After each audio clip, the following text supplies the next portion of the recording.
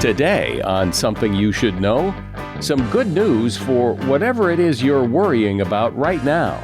Then some powerful techniques to supercharge your success and creativity. When we're stuck physically, we often get stuck creatively because our beliefs and perspectives are tied to our environment. So if I'm in a creative rut, if I get writer's block, I move outside of the room where I normally write, which is associated with the same old thought patterns. Also, why any idea is better if you don't call it an idea. And personality. We all have one, and there's a good chance you'd like to change something about your personality. In surveys that have been done actually all around the world, it's upwards of 90% of people say there is at least one aspect, one of those big 5 traits that they would like to change. At least in some ways, most of us would like to change some aspects of ourselves. All this today on Something You Should Know. Something you should know. Fascinating intel, the world's top experts, and practical advice you can use in your life. Today, Something You Should Know with Mike Carruthers. Hello, welcome to Something You Should Know. I wouldn't be surprised if right now there's something on your mind that you're worried about. Because worrying is normal. It's what people do. And some of us worry a lot more than others. But here's something to consider. 85% of the things people worry about never happen.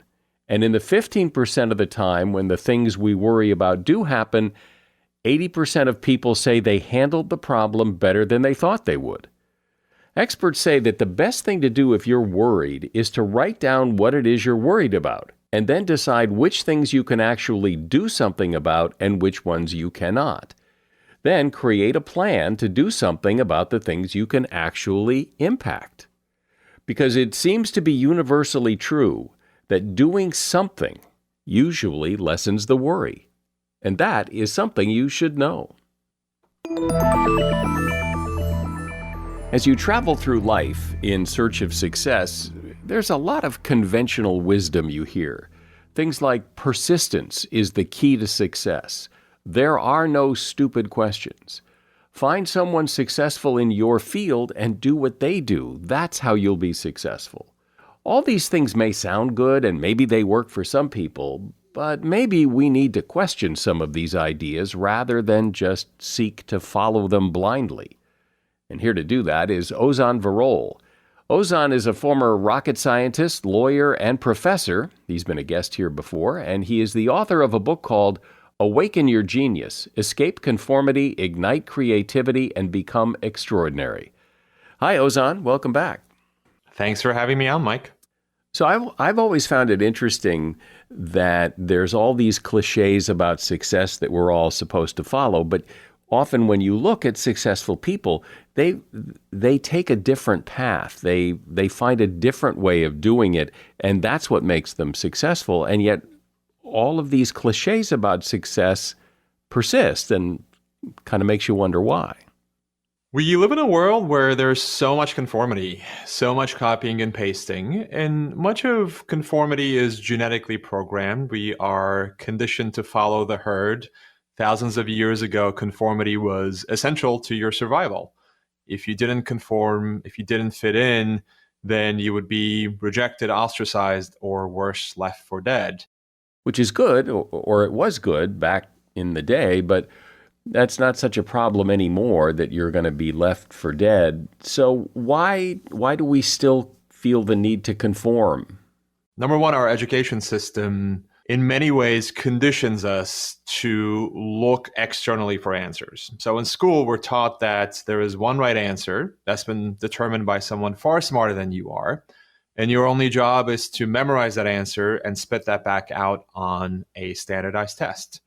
And that conditioning gets reinforced year after year after year, and then we move on to the workforce.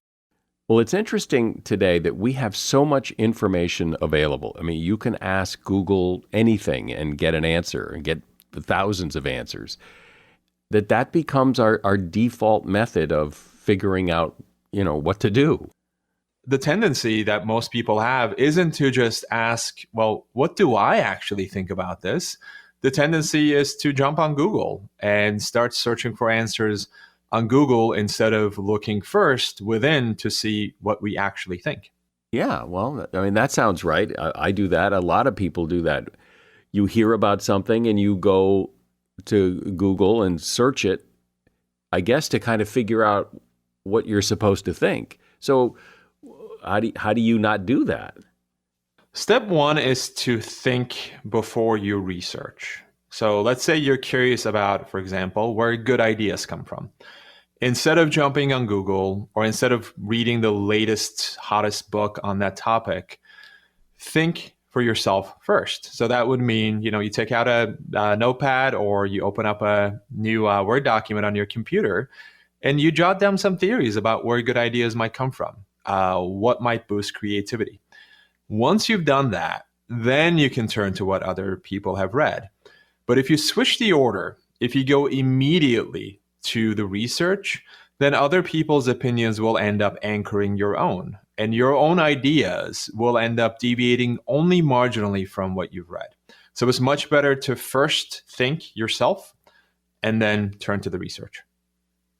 Well, I like that idea, but sometimes there are people who are smarter than you. Sometimes there is only one right answer. Sometimes doing a little research is a good idea to get some sense of the lay of the land. So how do you know when to do it and when not to do it? Research is important for sure. And I'm not saying don't research at all or don't read what other people have written or don't listen to smart people. That's not what I'm saying at all. The only thing I'm saying with respect to this topic is to start by thinking for yourself first before reading what others have written on it. And yes, there to some answers or to some questions, there is a single right answer, but those questions tend not to be very interesting or very relevant because there is only one right answer and the answer has already been determined.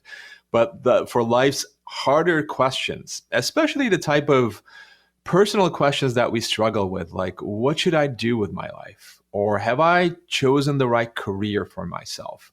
What do I think about this important personal topic? On those questions particularly, and on the life's more interesting questions where there isn't a single right answer, and the answer depends on the perspective that you have, the experiences you've had in your life, then it makes sense to start by thinking about it first yourself, and then absolutely turn to what other people have written and read them, and turn to get advice from others as well.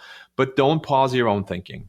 You say that persistence can backfire, and persistence is one of those things that, people are told that that's the key to success, man. You just got to keep moving. You've got to keep trying because persistence pays off.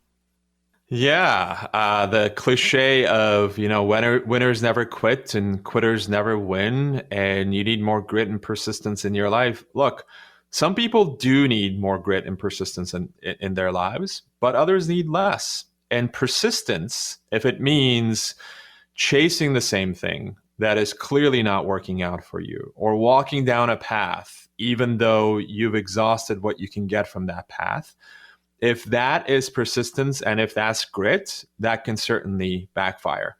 Because look, you're going to change over time. The commitment that you made, for example, by going to law school 10 years ago, that commitment may be very different from how you're feeling right now about the practice of law. I'll give you an example from my life. I was a law professor for 10 years. And shortly after I got tenure, I realized that career was no longer for me. I loved teaching when I was teaching law the first 6 or 7 years. But I remember distinctly walking into the classroom one day and feeling my whole body sink. My shoulders collapsed. My heart sank with this feeling of, not again. I can't believe I'm about to teach the same class in the same way that I've taught it dozens of times again. And instead of pushing that voice down, instead of saying, I made a commitment to be a law professor 6 or 7 years ago, and I'm just going to keep going down this path, even though my body is sending very strong signals that what was once the right path for me is no longer the right one. And I leaned in with curiosity to that voice. And over the next several years, I experimented with different futures and ended up picking a career as an author and speaker, and ended up doing what many many of my colleagues thought would be the unthinkable, which is to leave a tenured job, the ultimate safety net. But that was absolutely the right path for me. And if I had said grit and persistence and keep doing what you're doing, you probably would not be listening to this conversation right now. One of the things I worry about and you just said the word, that was the right thing for me. Well, that doesn't mean it's right for me. It's just you. It's your story. And it worked for you. But I don't know that you can apply that to the general population and say, because it worked for me, it will work for you. Well, that's the whole point, right? That's the reason why I write that grit and persistence can backfire. And that's how I led the answer, by saying some people need more grit in their lives, others need less. So it's all personal. But I'm sharing that story because you often don't hear stories like that. You hear stories of grit and perseverance and how you're never supposed to quit because winners never quit. But you don't often hear the stories of leaving the path, of abandoning grit and persistence and going off and doing something else. And yeah, that was the right thing for me to do at the time. Doesn't mean it's the right thing for you, which is why personal reflection and thinking for yourself instead of blindly copying and pasting somebody else's path to success becomes really important. So you say that there are stupid questions, and we've all heard that there are no stupid questions. So explain what you mean by that. When I first became a professor, I would pause from time to time during class and ask, does anyone have any questions? Now, 9 times out of 10, no one would raise their hands, and I would move on confident that I'd done a stellar job of explaining the material. Well, I was wrong. The exam answers made it clear that there were plenty of students who weren't getting it. So I decided to run an experiment. Instead of asking, does anyone have any questions, I began to say, I will now take your questions. Or even better, I would say something like, the material we just covered was really confusing. I'm confident there are plenty of you with questions. Now is a great time to ask them. The number of hands that went up increased dramatically. And I realized in hindsight that does anyone have any questions was a stupid question. I had forgotten how hard it was and I taught these big first year classes with hundreds of students in them. I'd forgotten how hard it is for someone to raise their hand and admit that they didn't get something in front of all of their friends and future colleagues. The way that I reframed the question normalized confusion. It normalized the fact that the material was difficult, and by doing that, I made my expected outcome, which is more questions from the students, the norm, not the exception. And we ask stupid questions all the time outside of the classroom setting too. So if you're, for example, a business leader and you ask a team member, are you facing any challenges?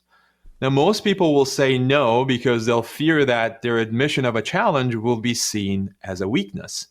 You're more likely to get a more insightful response, insightful answer if you say something like, we just finished a really tough quarter. Everyone is facing significant challenges. I'd love to hear about yours. Now, again, now you've normalized challenges and you've created psychological safety for that team member to come forward and share a more honest response with you. That's a great idea. I like that. So many professions could use more of this. So if you're listening to this and you're a doctor, for example, and you just went over a really complicated diagnosis with a patient, don't just ask, do you have any questions? Instead, say something like, I just threw a lot of information at you, lots of acronyms and lots of jargon probably, and I'm sure that information was confusing, and I'm sure you have plenty of questions. Now is a great time to ask them. Now you'll get a lot more insightful responses from the patient instead of if you just went in and said, do you have any questions? I'm speaking with Ozan Varol. He is author of the book, Awaken Your Genius, Escape Conformity, Ignite Creativity, and Become Extraordinary. So, Ozan, let's talk about creativity because, how many times have you heard, you have to be more creative. You have to find creative ways to do things. How can people be more creative? I think there's a number of things you can do to boost creativity, simple things that we often don't do. So I'll give you just one example. My high school soccer coach had a saying that I love. He would say, if you're not in possession, get in position. In other words, if you don't have the ball, move to a different place on the field where you'll be open to receive the ball. The same principle applies to creativity. Far too often, we sit in the same room, in the same position, facing the same computer for hours at a time.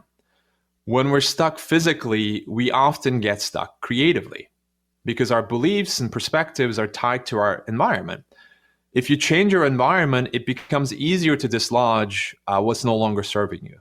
And by the way, this is why many smokers find it easier to quit when they're traveling, because their environment, the new environment, doesn't have the same smoking associations as their own home. So if I'm in a creative rut, if I get writer's block, I move outside of the room where I normally write, which is associated with the same old thought patterns. So I take my laptop and I bring it with me to an entirely different room with different decorations and different books on the shelves, different energy, different everything. And that minor shift in location brings a major shift in perspective. It forces a reset in my mind. It creates this blank space where I can project new ideas, and ideas that were obscured by the old setting begin to reveal themselves in the new. Walking also helps. So research shows that movement and cognition are activated in the same region of the brain, and that walking improves creativity. So if you're feeling stuck, go for a walk without an audiobook or a phone call to keep you company, just you and your thoughts. There are so many examples of scientists being stuck on a problem and then walking away from the problem and literally walking themselves into the right answer. By stepping away from the problem, stepping away from the same environment where you've been focused on the problem, you're creating space for your subconscious to create new ideas, to marry the old with the new, to generate original insights that you could not have seen before. Talk about the power of play in creativity, because I know for myself, one of the hardest things to do is to sit down and be creative as if it were work. It just doesn't come, but it often comes when you're not trying, and when you're doing something else, when you're playing. Play is essential to creativity because practice or work is often backward looking. So when we're practicing, for example, you may have heard the term deliberate practice.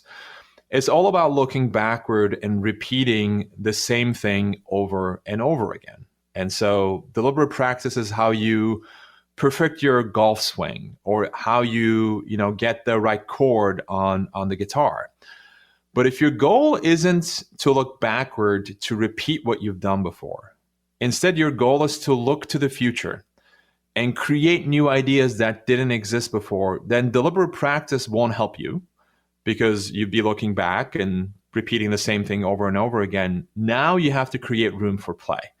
Now you have to abandon structures, abandon boxes, and let yourself be free and let yourself play like a child might. Now, you might be wondering, well, how do I actually do that? I mean, there should certainly be room in your life for play, for doing things on their own, for their own sake. But how do you play when it comes to the traditional area of work? I write about an example from the TV show The Office, which was one of my favorite shows of all time. Now, The Office lasted for about 10 years, and it's not easy for writers of the show to maintain momentum for that long. And so inevitably, from time to time, they would find themselves in a creative rut. And when that happened, they would do something really interesting.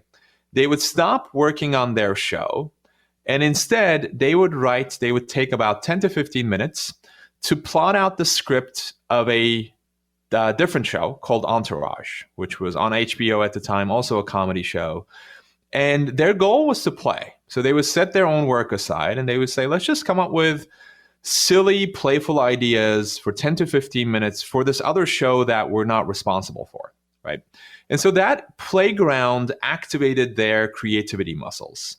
it created an environment where it didn't matter if the plot that they created for Entourage wasn't great. They were just playing. Now, here's the important part. When they went back to working on The Office, when they went back to working on their own show, they brought that playful mindset with them to their own work. So the creativity that had been hampered before, if they were feeling blocked or feeling in a rut before, having that playful mindset carry over from working on The Entourage would allow them to generate ideas that they otherwise would have missed. And you can apply this playful mindset regardless of what you do for work. You don't have to be a writer. Let's say you're a marketer and you're trying to come up with a marketing campaign for your product. And you're feeling, you're in a brainstorming session and you're feeling stuck. Take just 10 minutes creating a marketing campaign for a competitor's product. Just play around with wild, silly, unreasonable ideas, and then come back to your own work. And you'll find that the ideas that you generate for your own work will be a lot more creative as a result. Explain a bit about what you mean by look where others don't look.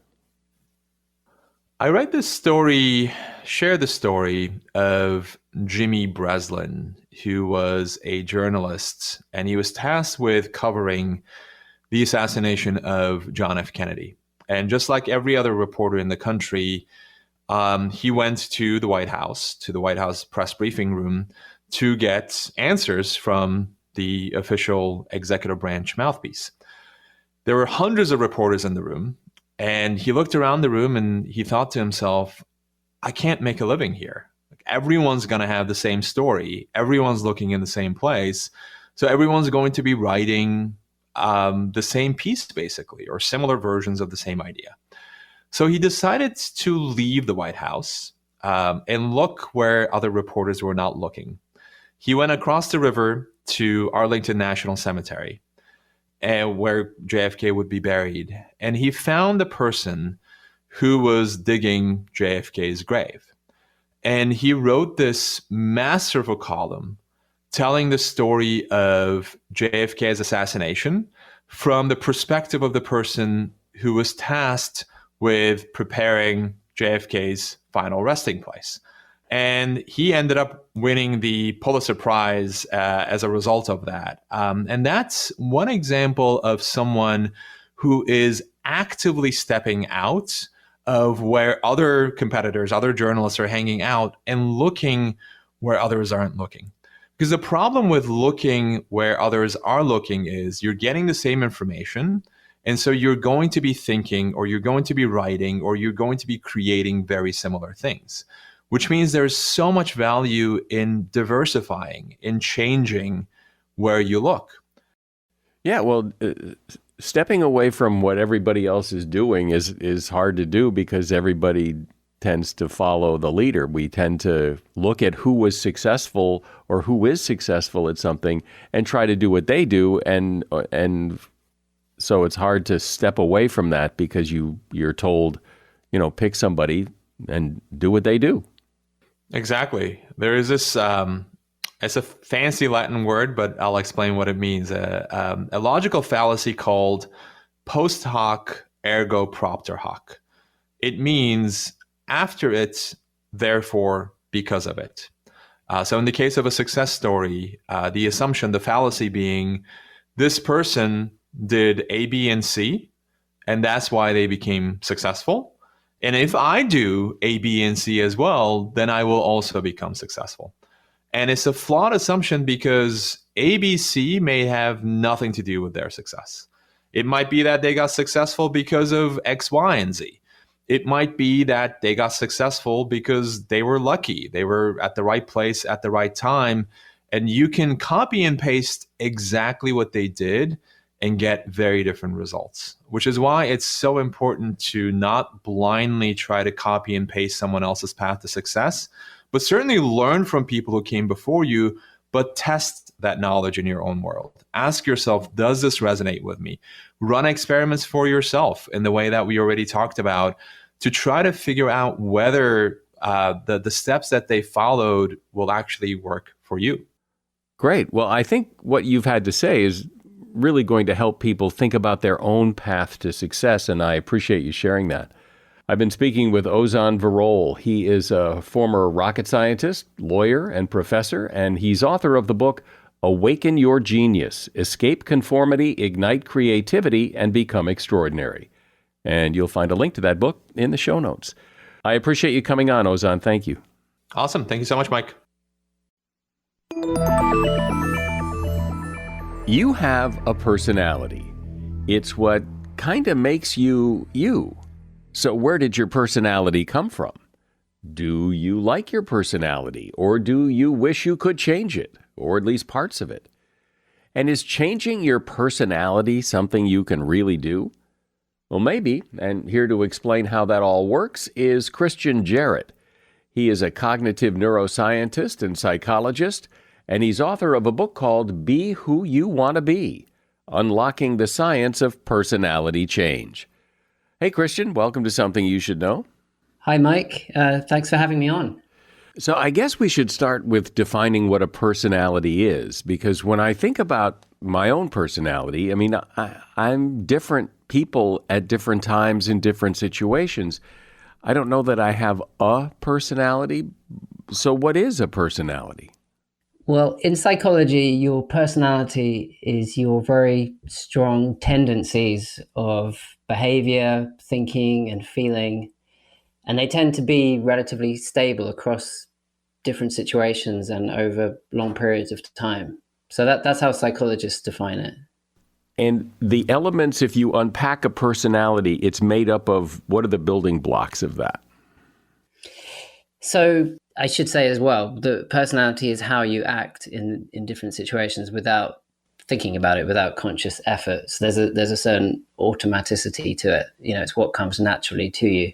And the big 5 traits that capture all the different elements of personality, shall I go through those 5? Please, yeah. Yeah, so there's extroversion, introversion, which is one dimension.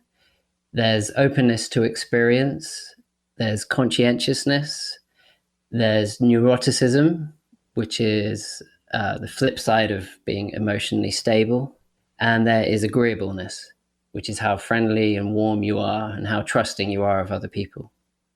So would you say that most people, based on the work that you do and the people you talk to, would you say most people like their personality or wish it were different? Well, actually, in surveys that have been done all around the world, it's upwards of 90% of people say there is at least one aspect, one of those big 5 traits that they would like to change. Of course, that doesn't mean we want to radically transform ourselves into a totally different type of person, but at least in some ways, most of us would like to change some aspects of ourselves.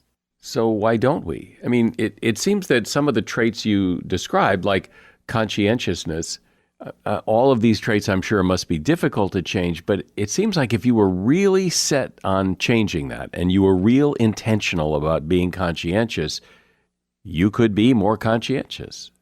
Well, lots of people do try, but they might harbor the wish, but they don't know how to go about it, or they have this aspiration, but they don't act on it, which studies there actually suggest that can be counterproductive. That having the desire to change your personality, but not having any concrete plan in place for how to make those changes and not doing anything differently is actually. You're likely to actually go backwards counter to how you want to change if you don't have some specific plans in place. But even if you do have a plan in place, I mean, how changeable is your personality? Because I know I've heard, and I don't know where I heard it, but I've heard that, your personality is locked in by a certain age, that by then you are who you are. Not so? Yeah, so this has really been a long-running debate in psychology for decades, and you had some psychologists who, believed personality is pretty much set in stone from a young age. William James said it was from age 30 that personality was set like plaster. And then there's this different camp, who are very skeptical about personality, and they argued and came up with studies showing what's much more important is the situation that people find themselves in, and if the situation is strong enough, it will override people's so-called personality. And so what would be an example of that? I'm not sure I understand how a situation can override your personality. A kind of classic example in the literature would be Zimbardo's Stanford prison experiment, where he recruited these students to play some of them to play the role of prison guards and some of them to play the role of prisoners. And he found that those recruited to be guards, started acting in a very tyrannical, authoritarian manner, and they were abusing the students acting as prisoners, and those acting as prisoners started acting submissive.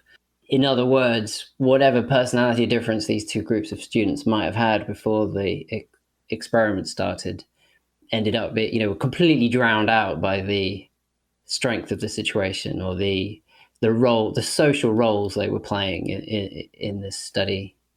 Findings like that prompted some psychologists to say that personality, is quite a weak concept, that it's overwritten or overpowered by social roles and social situations we find ourselves in.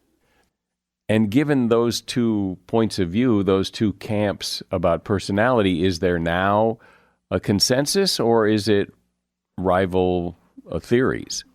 Well, what's happened over time is there's been, tons and tons of studies now that have looked at personality and look at how it gets expressed in different situations. And really the consensus that has emerged now is personality traits are real. They're very important. They do predict a lot of what happens in our lives. So if you took a personality test and it got scored up and we had your scores on the different main traits, we could make some fairly accurate predictions about, things that are going to happen in your life, your health outcomes, your career outcomes, the sort of things you enjoy doing, and so on. But at the same time, the research has shown that it is not set in stone. Your traits aren't fixed. So we end up with this kind of compromise, I suppose you could say.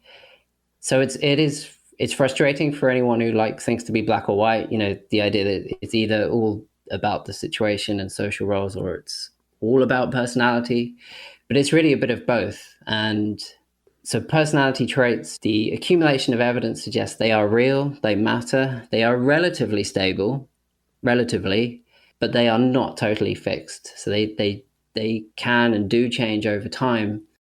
As people age, how generally does their personality change, or is everyone individual? But it does seem like that age has a fairly consistent effect on people. And people older seem different than younger people. That's right. So there are average patterns of change that have been seen. It's called the maturity principle in the research literature. So you see these average trends across the main traits. For example, on average, as they get older, people tend to become less extroverted. They tend to become less neurotic, so that is more emotionally stable. Conscientiousness tends to show this inverted U-shaped curve. Conscientiousness tends to increase through the first half of life. It peaks around midlife and then declines into later life. Openness to experience is one that tends to gradually decline through life. When people try to change their personality, they try to change one of those 5 things that you mentioned, and you said most of us wish we could. Typically, how successful are they? And is there a way to do it that makes success more likely? There isn't a huge amount of research on this question, but generally what it's shown is, people who desire to change, and then, the researchers ask them, well, how do you plan to go about that change? And if they've got some specific plans in place about changes they're going to make to how they behave and their routines and habits in life, they tend to be successful, and the change that they want happens, and it seems to last. But those participants who say, I really wish, I wish I could be more conscientious or whatever it might be, but they don't have any plans in place to do anything differently. If anything, they kind of relapse. They go in the opposite direction, the key finding at the moment is if you've got to follow up on your desires to change. It's certainly not enough just to wish yourself different. And so what's the plan? Does any plan work as long as it's a plan, or is there a specific step-by-step process?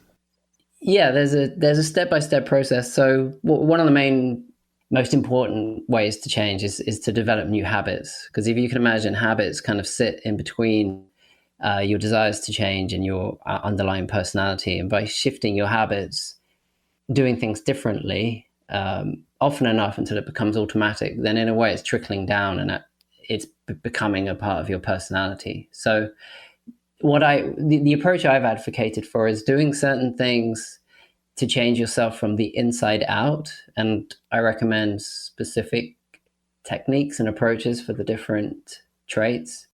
So can you pick one of the traits and then explain how you would change from the inside out? Extroversion is one of the easiest to talk about because it's a trait that lots of people say they would like to have more of. So to change yourself from the inside out would be to do things like form so-called if-then plans. So you might start off gently. If you're very withdrawn and introverted, you might start off by saying, if I am waiting at the bus stop and there's a stranger next to me, then I will make an effort to strike up conversation. Or if I'm in the coffee room at work, then I will strike up conversation with someone else in the room. If it's a Saturday and I'm not going out, then I will ring a friend for a chat. This kind of thing. So it's just to encourage yourself to form new sociable habits. Another way from the inside out would be, so extroverts tend to be more optimistic than introverts. They think things are going to be well. They think things are going to go well. It's one of the reasons they're more willing to take risks. So you could practice rehearsing this intervention. It's called the best possible self intervention, which is visualizing yourself in the future in as much detail as you can, using all the different senses, and imagining everything in your life has gone how you want it to. It's played out how you would like it to. And doing this several times a week has been shown to boost optimism. And by boosting your optimism, again, it's going to trickle down and increase your extroversion. And then we are all affected by the company that we keep, and you might have noticed this yourself, that different friends or relatives bring out different aspects of your own personality. So this kind of approach would be being a little bit more conscious and deliberate about thinking who you hang out with. So if you have a certain friend or relative with whom you feel more outgoing, more confident, and more gregarious, well, make a plan, make an effort to hang out with them more. And when you talk to people who have made a change like this, do they say it was worth what seems to be a considerable effort because now they're happier, or it's just different? Most of the people I've spoken to overwhelmingly say it was worth it. Yeah, because typically people are wanting to change. I would say one of the main things people are trying to change is their trait neuroticism, which is characterized by a lot of worry and low mood. So it's not really too surprising if people are successful at changing themselves that way, that it will be welcome. But also changing to become more extroverted. People will say their life is fuller. They've met, they've met more people. Bear in mind, if you can increase your extroversion just a little bit, and it means you end up meeting someone you wouldn't have otherwise, that person could end up being your best friend or your partner or your new business associate. So the changes can snowball, or a fairly modest change can send you down a different path in life. Are there any other things in life other than intentionally trying to change these traits? Are there other things that can affect and change these traits? Like, for example, maybe if you get married or you have children or some other life event that can help to alter your personality traits? Studies have shown people who spend time living abroad, for example, when they come back home, their trait neuroticism is typically lower, perhaps because in comparison to the challenges abroad where you're adjusting to new routines, new sights and sounds and new culture, when you come back home, by comparison, it's like you slightly recalibrated what you find threatening and challenging. So it's like has an effect of dialing down neuroticism. Well, that's pretty interesting that moving abroad will make you less neurotic or improve your neuroticism. It seems like it's not easy, but it's a fairly simple way to do that. It is, but at the same time, it's, as you say, it's quite a substantial change. I mean, we are very much shaped by our experiences and the environment around us. So if you shake that up by going abroad, living somewhere different, mixing with new people, in a sense, you're kind of recalibrating your brain's sense of risk and threat. So then when you come home, by comparison, the world can seem a little less threatening. Where you fall on on the scale for those 5 ingredients of personality, what determines that? Is any of it pre-wired, or is it all just from experience of life, or what?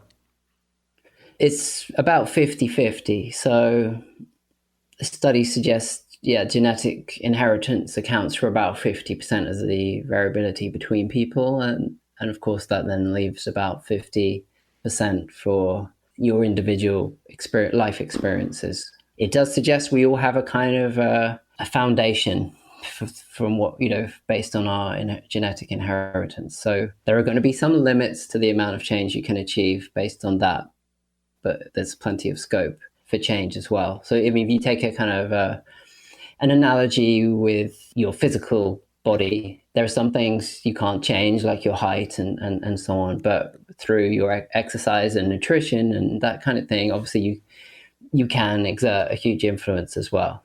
So it's similar in that way. Since, as you point out, it's a fairly universal desire to want to change at least some of your personality, I wonder how much of it might be just you want what you can't have. We all have things about ourselves that we wish we didn't or wish was different because it isn't different. So, taller people maybe wish they were shorter. Shorter people maybe wish they were taller. That you want what you can't have, but that maybe part of the solution to this is not so much figuring out how to change it, but figuring out how to be comfortable with who you are, with the personality you have, rather than try to change it. There is some research on authenticity, for example. So I think one natural objection to wanting to change yourself is, why can't you just be self-accepting and be true to who you are? And then it almost, I suppose, gets us into philosophical territory, because studies that have looked at this have found that people actually feel more authentic when they are behaving in ways that are in line with their so-called ideal self. So the kind of person they aspire to be, when they act in ways consistent with their ideal self, rather than how they actually are, they feel more authentic. Similarly, in relationships, for example, people say they feel more authentic in relationships where they are with a partner who sees them more as their ideal self, sees them more as the kind of person they aspire to be. So while there probably is a case for trying to be a little bit more self-accepting, I suppose you could say our aspirations for who we want to be are actually a part of us, so perhaps we shouldn't ignore those feelings of wanting to change or wanting to be a better version of ourselves. Maybe that is actually part of who we are. I would imagine that it matters too how you frame the change you want. If your change is to be, I'd like to be less neurotic. Well, how would you ever measure that? I mean, it's not a very specific goal. If I want to be a little more outgoing, what does that all mean? Yeah, so you're right. Actually, the more specific people's goals are in this in this sense that actually the more likely they are to succeed at making those changes.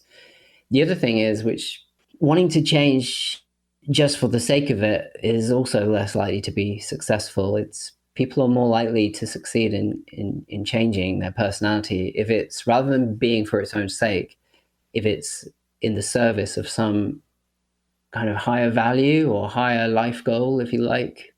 Well, it's certainly an interesting topic when you think about, what is it that makes you who you are, and can you change who you are or parts of who you are? And apparently you can.